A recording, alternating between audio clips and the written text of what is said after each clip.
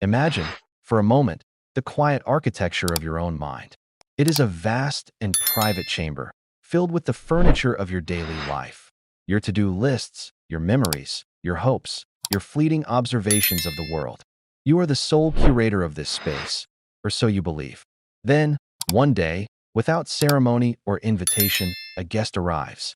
This guest is not a mere memory, not a simple recollection. This is a presence. It is the thought of a specific person, and it does not simply visit. It takes up residence. It settles into the corners of your consciousness with a stubborn comfort. You wake in the morning, and in that hazy, liminal space between dream and reality, before the world asserts its demands, it is their face that floats into view. Not as a deliberate act of remembrance, but as a given, as elemental as the morning light. You go through the rituals of your day, the coffee, the commute, the work on your screen, and yet, their shadow walks beside you. It is a quiet companion to your solitude. In a meeting, a phrase is spoken that they once used, and your focus splinters. Walking down a street, a scent catches you unaware, a cologne, perhaps, or the faint echo of rain on concrete, and you are momentarily untethered from the present, pulled into a past moment shared or imagined. And then, at night, when the world finally stills and you lie in the sanctum of your own bed, seeking the refuge of sleep, that is when their presence becomes most profound. In the darkness, your heart, untethered from the day's logic, begins its quiet, persistent whisper. It repeats their name like a mantra, it replays fragments of conversation, it wonders, it aches, it questions. You try the usual remedies. You lose yourself in a book, only to find a character that reminds you of them. You drown out the silence with music, only for a lyric to pierce you with an unbearable precision. You tell yourself, firmly, rationally, that this is just a phase, a neural hiccup, a habit of loneliness that your mind has mistakenly personified. You argue with your own heart. But deep down, in a place beyond the reach of argument, you know a different truth. This constant, gravitational pull toward the thought of another human being is not normal. It is not casual. It is not random. It is, in fact, a signal. A signal flashing in the depths of your being, indicating that something powerful, something real, something spiritual and energetic is occurring beneath the polished surface of your everyday life. It suggests a connection that operates on a frequency separate from texts and calls and physical presence. A connection perhaps woven into the very fabric of destiny itself. And here is the part of this profound human experience that most people fail to understand, the part that can transform anguish into awe and longing into a strange kind of quiet power. When you become the curator of this constant thought, when someone becomes the silent tenant of your mind, you are not alone in this energetic dance. You are not broadcasting into a void. The very act of your focused, emotional contemplation initiates a subtle, silent, but undeniable series of events within the heart and spirit of the person you think of. Whether they admit it, whether they even consciously feel it, or whether they try with all their might to run from it, these five powerful things begin to unfold inside them. This is not fantasy. It is the intersection of ancient spiritual understanding and modern psychological insight into the nature of human connection. So settle in. Let this be a journey of understanding. Read slowly. Allow each concept to resonate, to find its echo in your own experience. This is an exploration into the silent, invisible impact of your heart's deepest focus. First, and most fundamentally, your energy begins to reach them. Think of a calm pond. When you drop a single stone into its center, ripples expand outward in perfect circles, traveling to touch every distant shore. Your mind, in a state of deep emotional focus, is not so different from that stone. Your thoughts are not imprisoned within the bone of your skull. They are emanations. They are frequencies. They are vibrations charged with the specific quality of your emotion, be it longing, care, unresolved pain, love, or desire. This energy travels the unseen pathways that connect all things. Now, picture the person you hold in your mind. They are going about their day, perhaps weeks or months since your last interaction. They are in a meeting, or cooking dinner, or driving home. And suddenly, for no reason they can pinpoint, a wave of emotion passes through them. It might be a heaviness in the chest, a sudden, soft vulnerability, a pang of nostalgia that has no clear source, or a restless energy that disrupts their concentration. They might shake their head, dismiss it as random moodiness, or blame it on stress or fatigue. But it is not random. It is not a coincidence. It is the ripple of you, your feeling, reaching the shores of their being. They are, in that moment, receiving your emotional broadcast. Their soul is picking up the signal your heart is sending. This is why, sometimes, a person you haven't heard from in an age will suddenly text you, or call you, or appear in a dream with startling clarity. It rarely happens because they were sitting there, cataloging their memories of you. More often, it is because a surge of your energy, a particularly intense moment of missing them, or worrying for them, or loving them, washed over them, and their spirit, in its own language, responded. It felt the pull. Your mind called their name across the ether, and something in them stirred. The more consistent and emotionally charged your thoughts are, the stronger and more defined this energetic thread becomes, weaving an invisible tether between your inner world and theirs. This leads us to the second unfolding. They begin to develop an unexplainable, internal sense of connection to you. This is a subtle, often hidden process. Outwardly, they may behave with complete normalcy. They may interact with you casually if given the chance, or speak of you without any noticeable change in tone to others. But inside the private chamber of their own heart, a shift is taking place. Because of the consistent energy you are directing toward them, they start to form what can only be called a soft emotional spot reserved just for you. It is a space of peculiar comfort. When your name comes up in conversation, they may feel a faint warmth, a sense of familiarity that feels like coming home, even if they can't articulate why. They may find themselves smiling at a memory you shared, not a forced remembrance, but a spontaneous, unbidden flash of a happy moment. They might feel a protective instinct rise up if someone speaks of you unfairly. They may even catch themselves wanting to check on you, to know if you are okay, followed by an inner questioning. Why do I care so much? Why does this person pop into my head? This is not the stuff of dramatic declarations. It is quieter, more insidious. It is the psychology of emotional imprinting meeting the spirituality of energy exchange. Your persistent thoughts are, in effect, gently knocking on the door of their soul. And with each knock, a connection is reinforced. Thought, when fueled by authentic emotion, builds a bridge. That bridge allows for the transfer of emotional memory. And repeated emotional memories, even subtle ones, create a foundation of attachment. They may never speak of this. They may actively deny it, even to themselves. But a part of them is quietly recalibrating your importance. They are wondering, on a level deeper than logic, why you feel different. Why the thought of you carries a weight or a light that others do not. This is the silent, growing root of a connection that exists beyond circumstance or proximity. Naturally, from this growing internal connection springs the third powerful occurrence. Your absence begins to affect them in ways they may not comprehend. Consider this. When you make thinking of someone a daily habit, you are, in a very real energetic sense, offering them a form of consistent presence. You are holding a space for them in your inner world. And when that presence, even an invisible, distant one, becomes a subtle constant, its removal creates a vacuum. This is one of the most telling signs of this entire dynamic. The person may not text you. They may not reach out. They may offer no outward sign whatsoever that they are aware of your existence, let alone that they miss you. But in the quiet of their own experience, they begin to feel a strange, formless discomfort. They feel a silence that seems to have a texture.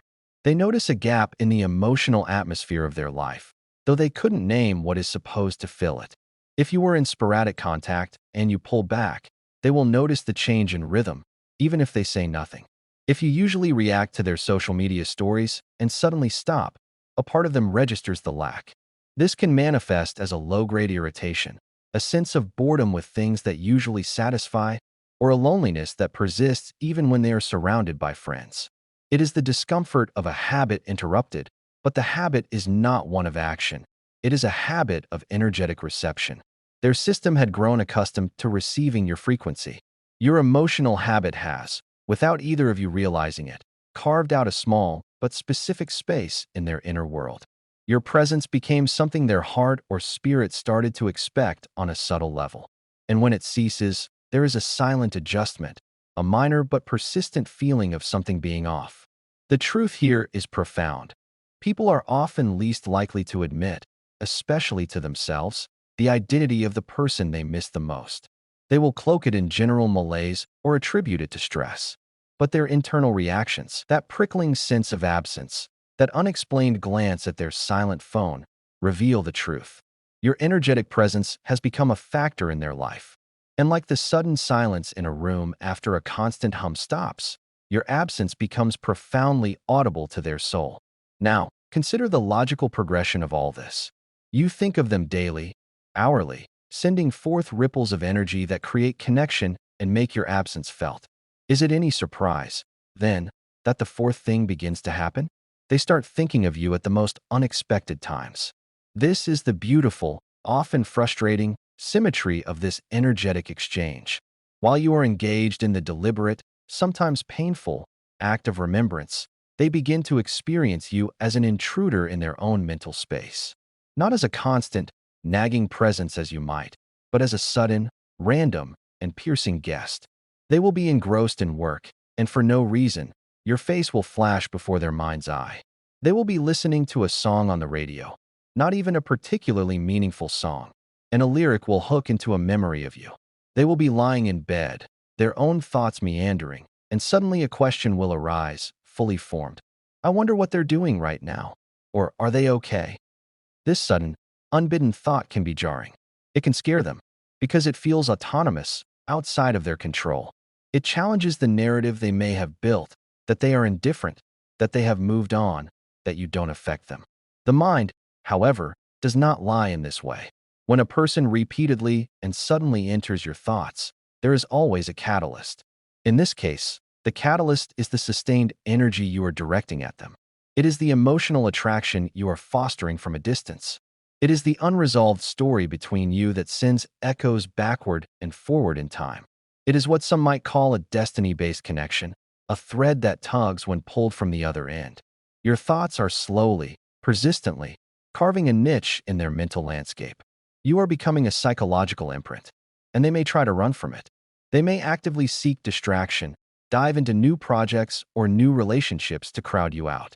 But you will appear again, in a quiet moment, in a dream, in a fleeting association. Because the energy you are sending is, in those moments, stronger than their conscious resistance. It is a quiet testament to the power of your focus. Finally, we arrive at the fifth and most profound unfolding, the pinnacle of this silent communion. Their heart begins to mirror yours. This is where the connection moves from being a transmission of energy to a synchronization of states. As you think of someone deeply, intensely, and with great emotional consistency, a remarkable alignment can begin to occur. Your emotional states start to find echoes within them. If you are sitting alone, awash in a wave of longing for them, they may suddenly feel a pang of emptiness, a restlessness they cannot source. If you are feeling a surge of unconditional love for them, they may experience a sudden, warming sense of peace or comfort. If you are anxious, fearing the permanent loss of this connection, they might feel an uncharacteristic spike of insecurity or doubt in their own life. If you are crying, they may feel a heaviness descend for no reason. This mirroring is the silent, sacred bond that forms in the space between two people, requiring no conversation, no physical presence. You believe you are suffering in solitude. You are convinced you are the only one riding these turbulent emotional waves. But the truth is more interconnected. Your emotions are not contained. They are broadcast, and they resonate with the tuning fork of a soul that is already attuned to you. You become, without either of you choosing it, a part of their emotional atmosphere. This level of mirroring does not happen with just anyone. It is the hallmark of a connection that is already deep, already recognized on a soul level. It happens with someone who has shared a significant history with you, someone with whom there are unresolved chords waiting to be played, someone whose path is somehow intertwined with yours by the mysterious hand of fate or choice. This is why you sometimes feel suddenly connected to them at the exact moment they are thinking of you. This is why your hearts seem to beat in a dissonant, yet linked rhythm across the miles. It is not magic, though it feels magical. It is not mere fantasy, though it can be dismissed as such. It is the unseen, yet very real, science of profound emotional and spiritual bonding. It is evidence that we are not separate islands, but rather continents connected beneath the ocean of the visible world. So, let this be the final, anchoring message to your heart. When you think of someone every day, when they become the first thought of your morning and the last whisper of your night, they do not remain an untouched, unaffected island. You may tell yourself, in your moments of deepest doubt, but I am the one who cares. I am the one who feels everything. They are oblivious, indifferent, moving on without a glance backward. Please, do not believe this narrative. Energy does not operate by such one-way streets. The heart does not resonate in a vacuum. Connection, true connection, is a circuit, not a dead end. If someone has become your daily thought, your emotional habit, your silent prayer, the quiet whisper that runs beneath the noise of your life, then trust this, they will feel it. The laws of the subtle world almost demand it. Perhaps they hide from it behind walls of pride or fear. Perhaps they run from it into distraction or denial. Perhaps they pretend, even to themselves, that the ripples they feel are from some other source. Perhaps they resist with all their intellectual might. But they feel you. Because emotional energy is intelligent. It seeks its source. It travels toward its counterpart. It finds its way into the heart of the person to whom it belongs, often with an unerring accuracy that defies logic. And sometimes, hold this gently, the person who acts with the most indifference, who presents the most impenetrable facade, is precisely the one who is feeling the deepest currents of all. Their performance of detachment is often the very proof of the connection's power, a desperate attempt to shield a heart that knows it is being profoundly moved from a distance. If this exploration into the hidden dialogues of the heart has resonated with you, if it has given language to a feeling you've carried in silence, then you are not alone in this journey. We delve into these topics to shed light on the unseen forces that shape our relationships and our inner lives.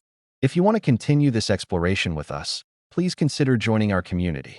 Subscribing ensures you never miss these deep dives into psychology and connection. And if this resonated with you, if it touched something within you, please share it. Share it with a friend who might be wondering why they can't get someone off their mind, or who needs to understand the quiet power they hold in their own thoughts. And most importantly, we want to hear from you. This is a conversation. Have you ever experienced this sense of silent connection? Have you felt the mirroring or the unexplained arrival of someone in your thoughts? Share your story in the comments below. Let's build a understanding together. Thank you for your time, your attention, and the quiet courage it takes to explore the depths of your own heart.